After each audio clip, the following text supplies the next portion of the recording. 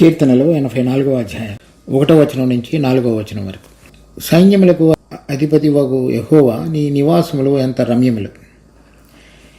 యెహోవా మందిరావరణములను చూడవలనని నా ప్రాణం ఎంతో ఆశపడుచున్నది, అది సొమ్మసిల్లుచున్నది. జీవమంగళ దేవుని దర్శించుటకు నా హృదయమును నా శరీరమును ఆనందముతో కేకలు వేయుచున్నది. సైన్యములకు అధిపతియగు యెహోవా, నా రాజా, నా దేవ, నీ బలిపీఠమునొద్దనే పిచ్చుకులకు నివాసము దొరికెను, పిల్లలు పెట్టుటకు వానకోవిలకు గూటి స్థలము దొరికెను. నీ మందిరమునందు నివసించువారు ధన్యులు, వారు నిత్యము నిన్ను స్తుతించుదురు. ఈ కీర్తన ఈ 3వ స్కంధంలోని ఒక కీర్తన. అది కోరాహు కుమారులు రచించినటువంటిది. తర్వాత వాళ్ళ కోరాహు అనే అతను సంఖ్యాకాండం 16వ అధ్యాయంలో భూమి నెరలు విడిచి వారిని మింగివేసినప్పటికీ వారి కుటుంబంలో మిగిలినటువంటి కుమారులు వారు లేవీలు గనుక దేవుని యొక్క ఆలయంలో పని చేసి మిగిలినటువంటి పనులు చేసేటువంటి భాగంలో వాళ్ళు ఉన్నారు. అహరోను వారి సంతతి వారు మాత్రమే దేవుని యొక్క మందిరం లోపల పరిశుద్ధ స్థలంలో, అతి పరిశుద్ధ స్థలంలో యాజకులుగా నియమించబడ్డారు. కానీ మిగిలిన వారు మరి మందిర సంబంధమైనటువంటి పనులు జరిగించేటువంటి వారిలో ఉన్నారు. వారిలో కోరాహు కుమారులు కూడా ఉన్నారు. సో వారు రచించినటువంటి ఈ కీర్తన, దానికి ఒక రాగం కూడా వాళ్ళు నియమించారు. అది గిత్తీత్ అను రాగము మీద పాడదగినది అనే మాటకు అర్థం ఏంటంటే, అది ఇంగ్లీష్లో అయితే sweeter than the Joy of the wine price. అంటే ద్రాక్షల తొట్టిలో నుంచి వచ్చేటువంటి ద్రాక్షల రసము కంటే తీయనైనటువంటిది, లేకపోతే మధురమైనటువంటిది, లేకపోతే దేవుని పిల్లలు దేవుని ఇంటిలో కూడి వచ్చినప్పుడు వచ్చేటువంటి సంతోషభరితమైన ఆనందం కంటే విలువైనది అనే ఆ గిత్తీత్ అనే రాగానికి అర్థమైనది. తర్వాత ఇక్కడ ఈ కీర్తన యొక్క నేపథ్యాన్ని కూడా మనం గమనించాలి. మొదటిలో దావీదు రాజుగా ఉండి సీయోను పర్వతం మీద దేవుని యొక్క మందసాన్ని తీసుకొచ్చి ప్రతిష్ఠించిన తరువాత అతని కుమారుడైన సొలొమోను సమయంలో దేవుని యొక్క మందిరం నిర్మించబడిన తర్వాత అతడు సరైన విధంగా దేవుని ఎదుట యథార్థంగా అతని చివరి దశలో సరైన విధంగా ప్రవర్తించకపోవడానికి కారణాన్ని బట్టి అతడి కుమారుడైనటువంటి రెహోబోము సమయంలో ఇశ్రాయేలు యొక్క రాజ్యము 2గా విభజించబడింది. 2 గోత్రముల వారు దావీదు సంతానం వైపు నిలిచారు. మిగిలిన 10 గోత్రాలు విభజించబడి వేరే వారికి వెళ్ళిపోయింది. ఆ సమయంలో మొదటి రాజులు 12వ అధ్యాయం 25వ వచనంలో, తర్వాత యెరోబాము ఎఫ్రాయిము మన్యమందు షెకెము అను పట్టణం కట్టించి అతడు కాపురం ఉండి అతడి నుండి బయలుదేరి పెనుయేలును కట్టించడం. ఈ రెహబాము సొలొమోను కుమారుడు.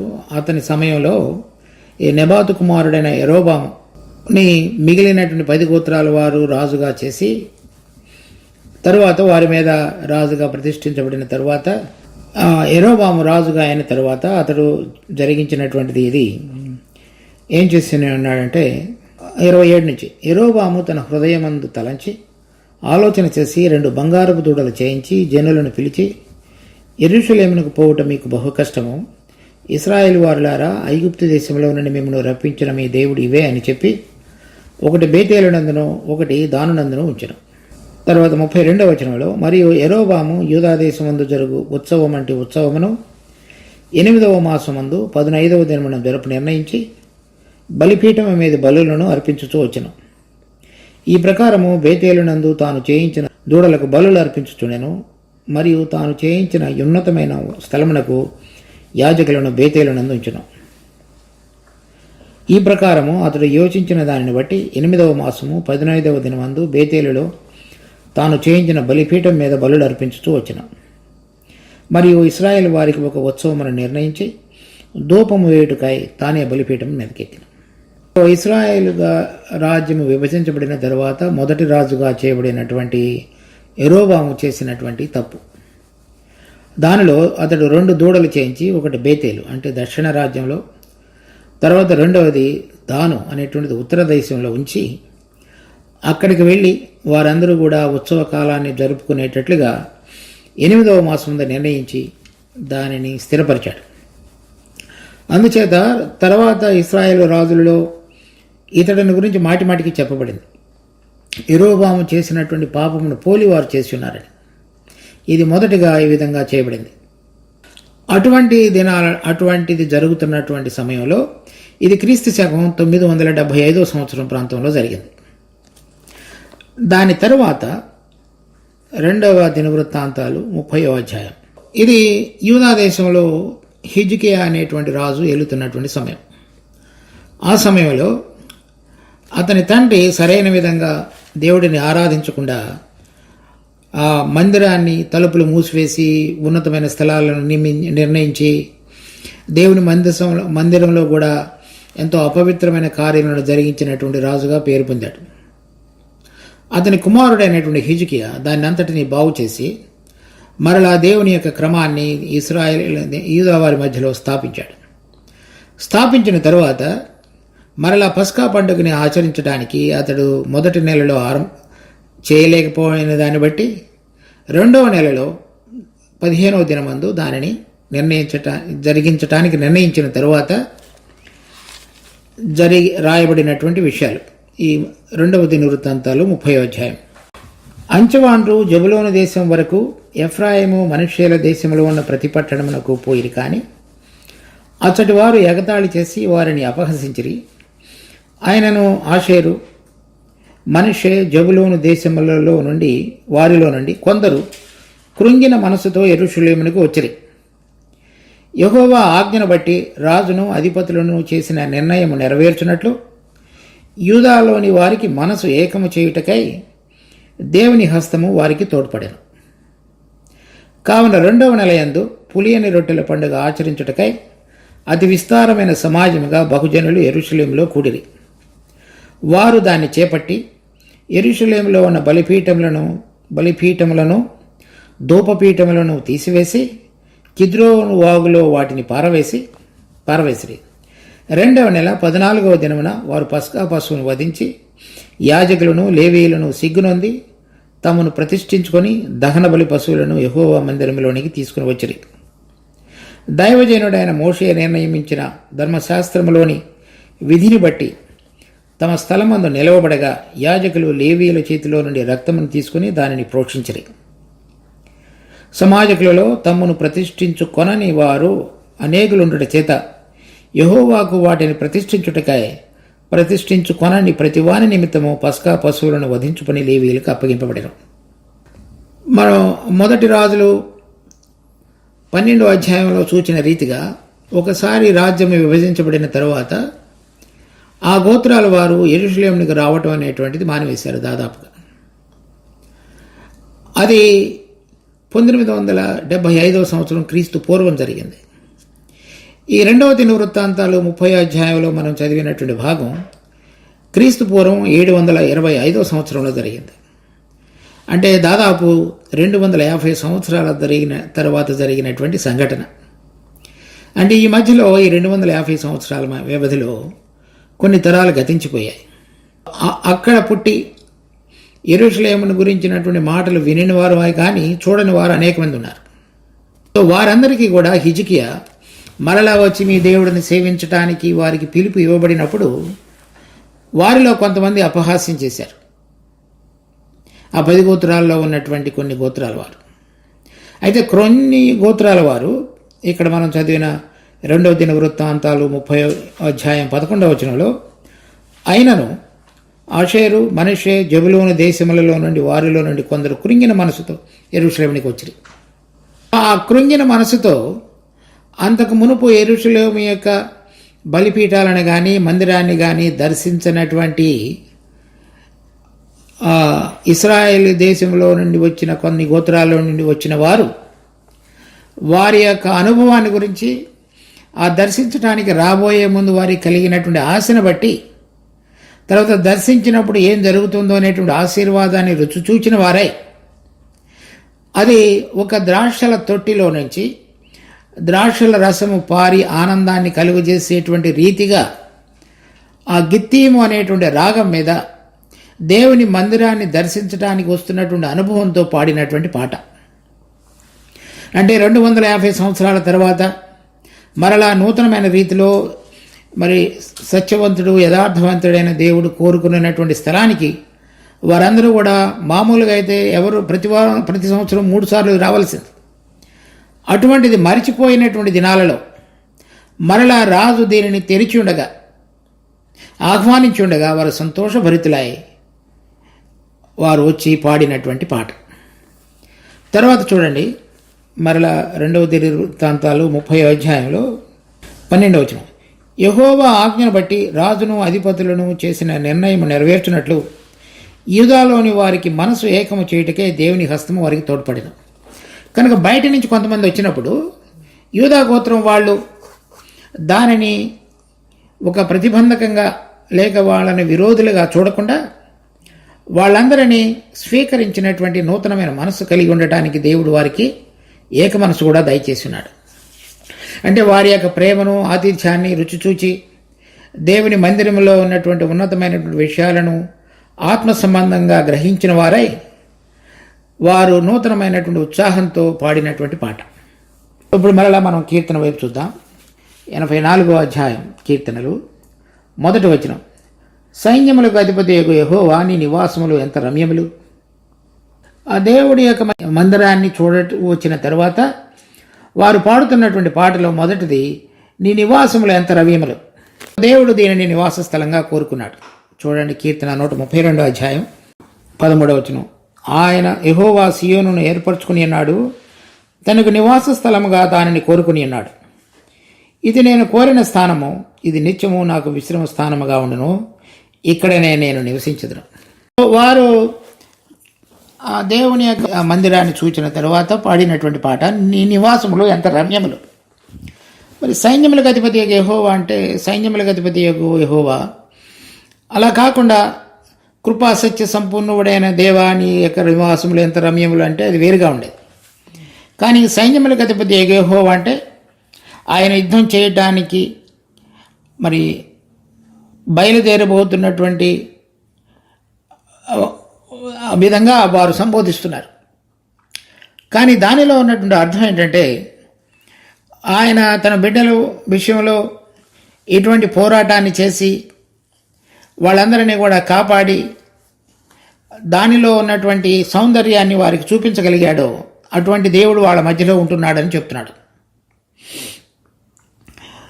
అవి నీ నివాసములు ఎంత రమ్యమైనవి. ఆయన ఉండేటువంటి స్థలము దాని యొక్క సౌందర్యము ఎంతో రమ్యంగా ఉంటుందని చెప్తున్నారు. అక్కడ మనం ఆ రమ్యమైనటువంటిది ఆయన భీకరత్వాన్ని గురించి కాకుండా ఆ నివాసములో ఉన్నటువంటి విషయాలను గురించి అవి రమ్యమైనవిగా చూడగలిగారు. ఎలా అంటే బయట వాళ్ళు ఒక బయట ఆవరణంలో ఒక గంగాళం ఉంది. అక్కడ వాళ్ళు యాజకులు కాళ్ళు కడుక్కునేటువంటిది. తర్వాత ఒక బలిపీఠం ఉన్నది. అక్కడ బలులు అర్పించబడేటువంటి స్థానం. దాని తర్వాత వారు లోపలికి పరిశుద్ధ స్థలంలోనికి వెళ్ళినప్పుడు అక్కడ ధూపవేదిక, రొట్టె ఉంచేటువంటి బల్ల, తర్వాత ఒక ల్యాంప్ స్టాండ్ అంటే దీపస్తంభం ఉంది.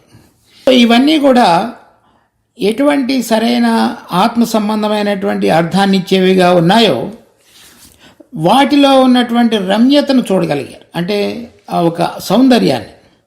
ఎలా అంటే ఉదాహరణకి ఆ యాజకుడు బలిపీఠం మీద బలి అర్పించడానికి మునుపు తనకు కాళ్లకు కలిగినటువంటి మట్టిని కడిగి శుభ్రపరచుకోవటం, తర్వాత దహన బలి అర్పించడానికి చేయవలసినటువంటి ఆ బలిపీఠం మీదకు వచ్చి దేవునికి సువాసనమైనటువంటి బలిని అర్పించటం, తర్వాత ధూపవేదికని సిద్ధం చేసి ధూపం వేసి దేవునికి పరిమళ సువాసనగా దేవుడు ఆఘ్రాణించగలగటానికి అవసరమైనటువంటి ధూపవేదికని సిద్ధపరచటం, తర్వాత ఎల్లప్పుడూ కాంతిని ఇవ్వగలిగినటువంటి దీపస్తంభాన్ని ఉంచటం, తర్వాత దేవుని సన్నిధిలో రొట్టెను ఉంచటం. వీటన్నిటిలో కలిగినటువంటి ఆత్మ సంబంధమైనటువంటి అనుభవాన్ని చూచినప్పుడు లేకపోతే అవగాహన కలిగినప్పుడు దానిలో ఉన్నటువంటి రమ్యతను చూడగలిగారు. ఉదాహరణకి దేవుని యొక్క వాక్యము మన ప్రభు అయిన యేసుక్రీస్తు చెప్పినాడు, నేను నీ పాదములను కడగని ఎడల నాలో నీకు పాలు లేదు. కనుక గంగాళం అనేటువంటిది మనం దేవుని సన్నిధికి వచ్చినప్పుడల్లా మనకు కలిగినటువంటి ఈ లోక మాలిన్యమును తుడిచివేసేదిగా దానికి గుర్తుగా ఉంది, కడుక్కొనట ద్వారా, వాక్యం అనే దాంట్లో. తర్వాత బలిపీఠం అనేటువంటిది దేవుడు మన కొరకై సువాసనగా ఉండటానికి తన కుమారుడిని అర్పించడం ద్వారా, ఆయనను మనం స్వీకరించడం ద్వారా మనం కూడా ఆయన సన్నిధిలో అంగీకరించబడినటువంటి దాన్ని చూడగలుగుతున్నాడు. ఆ ధూపవేదిక ఆయన చనిపోవడం మాత్రమే కాకుండా తిరిగి లేచి మనందరి కొరకై తండ్రి కుడి పార్శ్వమున నిలబడి విజ్ఞాపన చేస్తున్నటువంటి విజ్ఞాపనకర్తగా కూడా ఆయన ఉన్నాడు. తర్వాత ఆ సన్నిధి రొట్టె బల్ల మనము ఆయనను తిని త్రాగడం ద్వారా ఆత్మ సంబంధమైన బలాన్ని పొందేదానికి గుర్తుగా ఉంది. ఆ దీపస్తంభం అనేటువంటిది ఆయన వెలుగయ్యండి, ఆ వెలుగులో మనం చూడగలిగేటట్లుగా చేయగలిగినటువంటి దీపస్తంభం. ఈ విధంగా ప్రతిదీ కూడా అతడు ఆత్మ సంబంధంగా ఆలోచించగలిగినప్పుడు వాటన్నిటి ద్వారా తనలో ఎటువంటి రమ్యత లేకపోతే సౌందర్యాన్ని అవన్నీ కూడా ఆత్మ సంబంధంగా కలిగించేవిగా, సృష్టించగలిగేవిగా, పునరుద్ధరించగలిగేవిగా ఉన్నాయో చూచి ఆయన ఉండేటువంటి నివాస స్థలము ఎంత రమ్యమైనది. వీటి అన్నిటికీ లోపల ఉన్నటువంటి అతి పరిశుద్ధ స్థలంలో ఉన్నటువంటి కరుణాపీఠం, ఆయన మన పాపములన్నిటి కొరకే బలి అర్పించబడిన ప్రభు యేసుక్రీస్తు రక్తము ఒక్కసారి అర్పించబడినటువంటి ఆ కరుణాపీఠానికి గుర్తుగా ఉంది.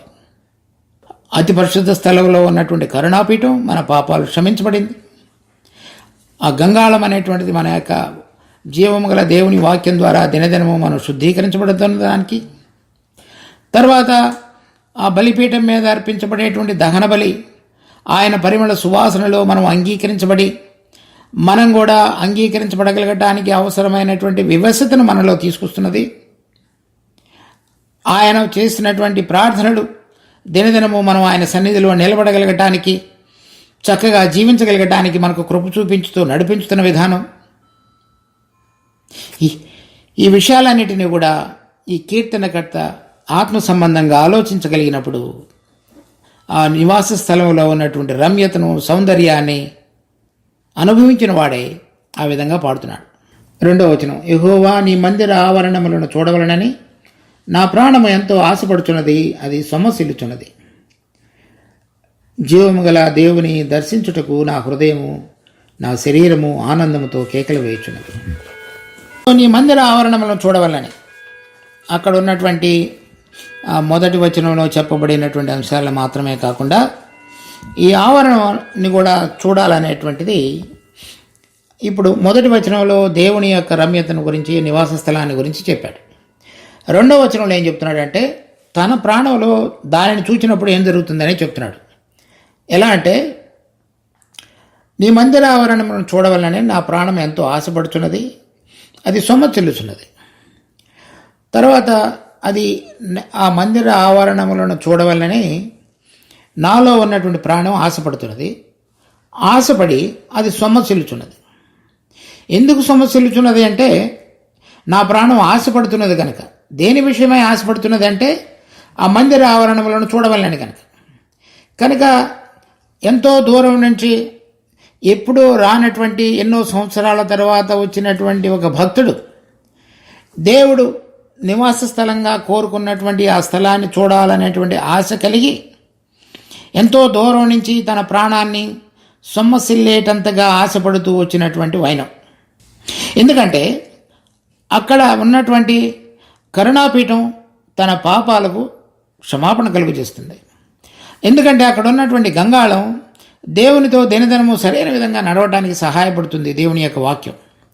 ఎందుకంటే ఆ బలిపీఠం మీద అర్పించబడినటువంటి దహన బలి ఆ సువాసనలో నాలో భ్రష్టత్వంతో నింపుకున్నటువంటి నా స్వభావాన్ని దేవుడు అంగీకరించగలిగే విధంగా చేస్తున్నది.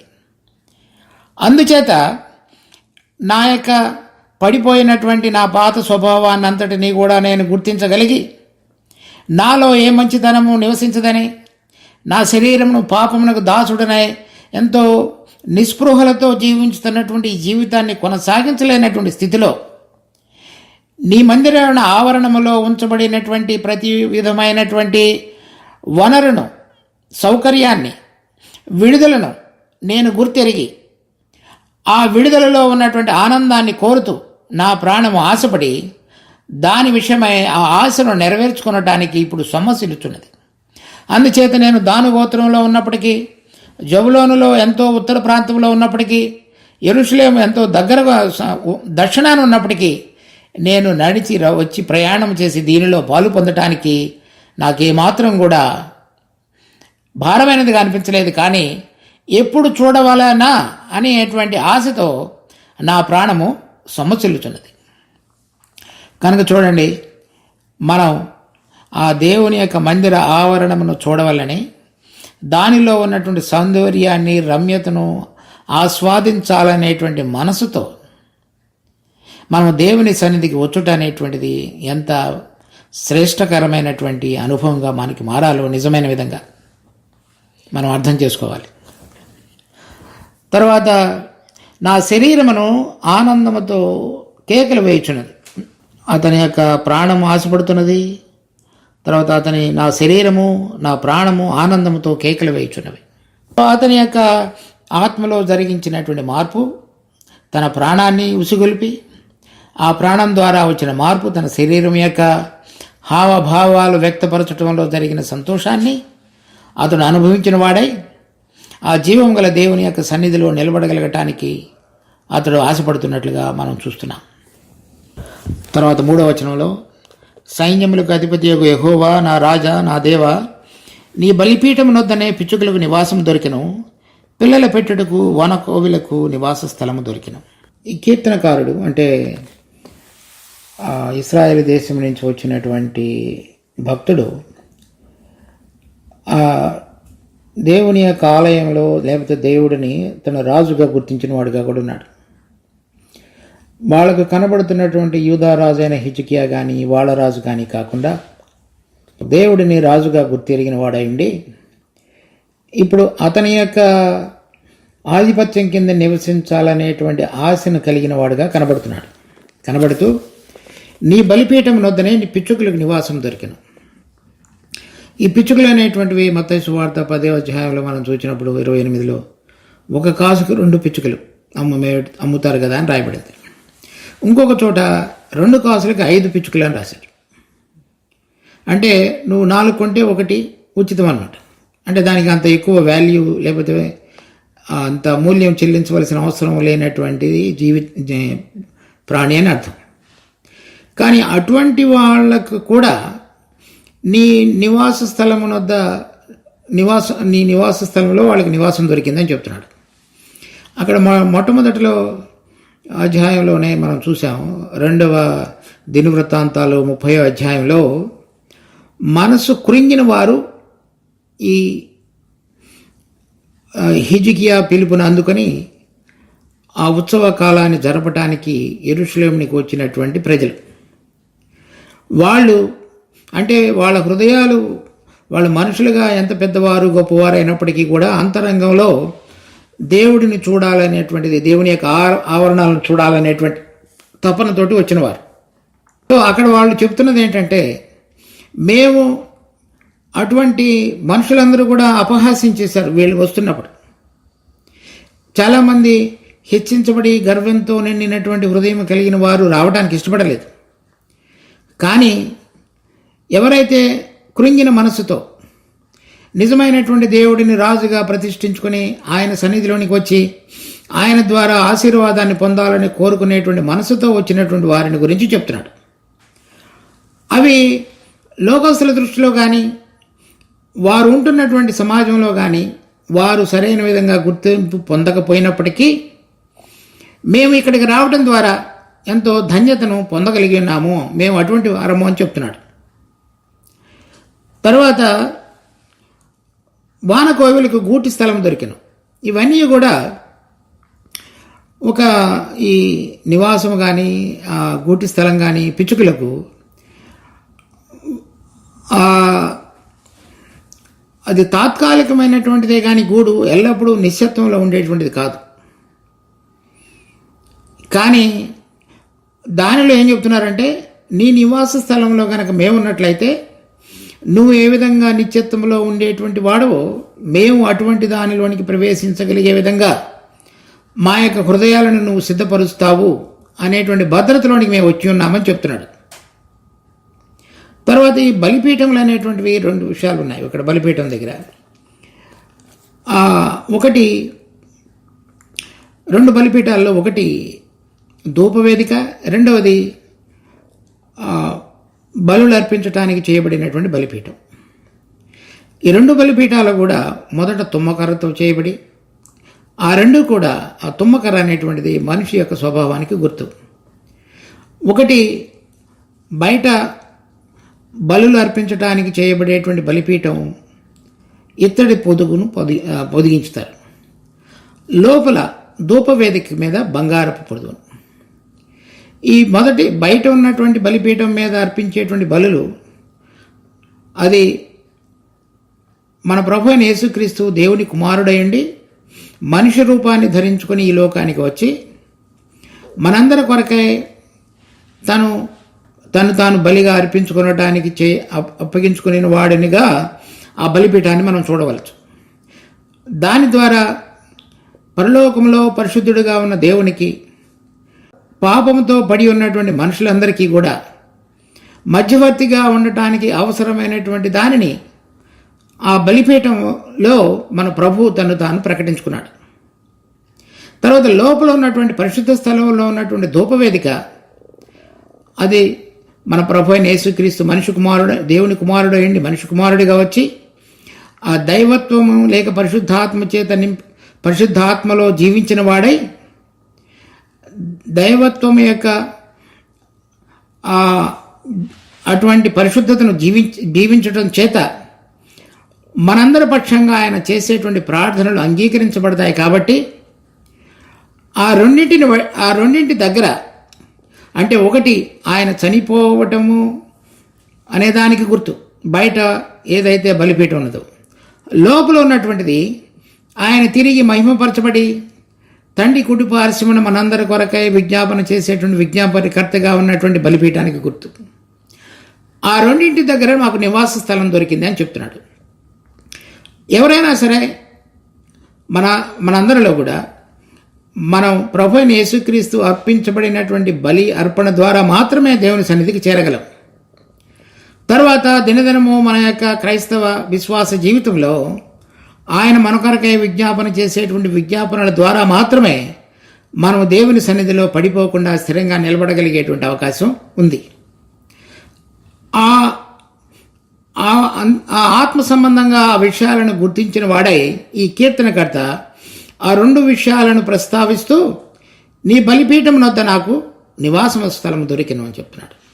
అతడు మొట్టమొదటిలో అవన్నీ ఉన్నాయనియు మొదటి వచనంలో, 2వ వచనంలో వాటిని చూడటానికి ఆశపడుతున్నాననియు, 3వ వచనంలో వాటిలో ఉండటానికి ఆశపడుతున్నాననియు చెప్తున్నాడు.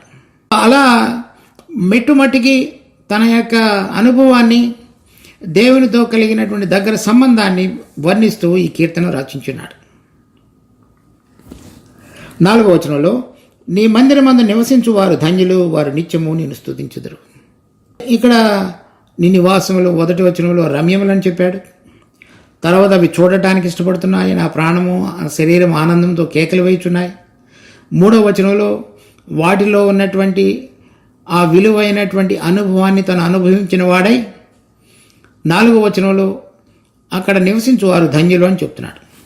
అనగా దినదినము మన ప్రభు అయినటువంటి యేసుక్రీస్తు మన కొరకై జరిగించినటువంటి ఆ బలియాగం ద్వారా దానిలో గనక మనం ఆయన మన కొరకు చనిపోయాడు అనేటువంటిది విశ్వసించుట మాత్రమే కాకుండా ఆయనలో నివసించుట లేకపోతే ఆయనతో పాటుగా మనం కలిసి నివసించుట అనేటువంటిది మనం కూడా ఆయన మరణ భూస్థాపన పునరుద్ధానములలో పాలివారై ఆయనతో కలిసి నివసించుట లేకపోతే ఆయన మందిరంలో నివసించుట లేకపోతే ఆయనతో నివసించుట అటువంటి వారు ధన్యులు. మరి మనం చాలామంది విశ్వాసులుగా ఆయన మన కొరకు చనిపోయి ఉన్నాడు అనేటువంటి విశ్వాసం నుంచి పాపక్షమాపణ అనుభవాన్ని పొందినప్పటికీ ఆయనతో పాటుగా కలిసి నివసించుట అనేటువంటి అనుభవాన్ని కలిగిన వారంగా చాలామంది లేము. సో ఈ కీర్తనకర్త ఏం చెప్తున్నాడంటే, నీ మందిరమందు నివసించువారు ధన్యులు. అంటే ఆయనలో దాగి ఉండి ఆయన మన కొరకు చనిపోయి ఉన్నాడు అనేది మాత్రమే కాకుండా, నేను కూడా ఆయనతో చనిపోయి ఆ బలిపీఠం మీద సువాసన అప్పగించేటువంటి అర్పించబడేటువంటి బలిపీఠముగా దహన బలి యాగముగా నా జీవితాన్ని సమర్పించుకొని ఆ ధూప వేదిక ద్వారా నేను కూడా దేవుని దృష్టికి యోగ్యకరమైనటువంటి నా యొక్క ప్రార్థనా జీవితాన్ని దేవుని సన్నిధికి నేను తీసుకొచ్చేవాడనిగా ఉన్నాను అనేటువంటి అనుభవంలో ఎవరైతే జీవించుతున్నారో నివసిస్తున్నారో వారు ధన్యులు. వారు నిత్యము నిన్ను కీర్తించుదురు. ఎందుకని కీర్తిస్తారంటే వాళ్ళల్లో ఉన్నటువంటి పాత పురుషుడు, శరీర సంబంధమైనది, ప్రాణ సంబంధమైనది, ఈ లోక సంబంధమైనది అంతయు కూడా కృషించిపోయి అంతరంగ పురుషుడు అంటే దేవునితో సంబంధంలోనికి రాగలిగి దేవుడు రాజుగా గుర్తించబడిన వాడై వాళ్ళ జీవితాలలో అటువంటి జీవితం ద్వారా ఏదైతే పరిశుద్ధమైనది, దేవుడికి ఇష్టకరమైనటువంటిది, పరిమళ సువాసనగా రాగలిగినటువంటి జీవితాన్ని వారు బయటికి వెదజల్లగలుగుతున్నారో ఆ అనుభవంలోనికి వచ్చి ఆయనను నిత్యము స్తుతిస్తారు.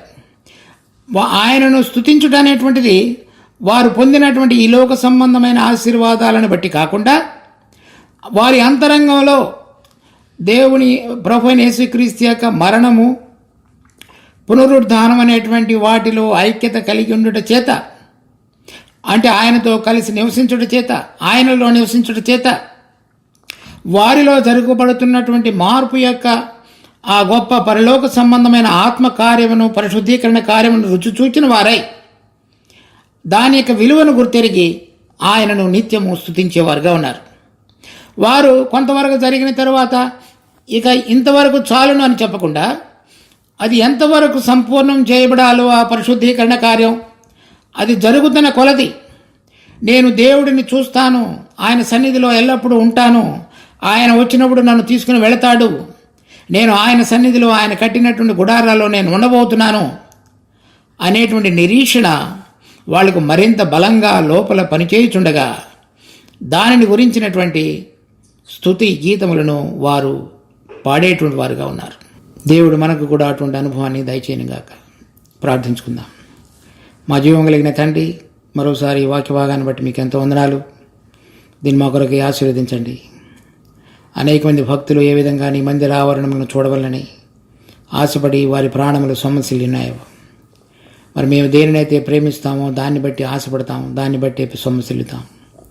అటువంటి విధంగా మా హృదయాలు నీ వైపు తిప్పమని, ఆ విధంగా నిన్ను కోరిన విధంగా జీవించి నీలో ఉన్న సౌందర్యాన్ని, ఆ జీవాన్ని మేము చూడగలిగే విధంగా, ఆ జీవ వెలుగులోనికి వచ్చి మీతో నడవగలిగే విధంగా మా హృదయాలను భద్రపరిచి నడిపించమని వేడుకుంటూ మీ దగ్గరికి వస్తున్నాం.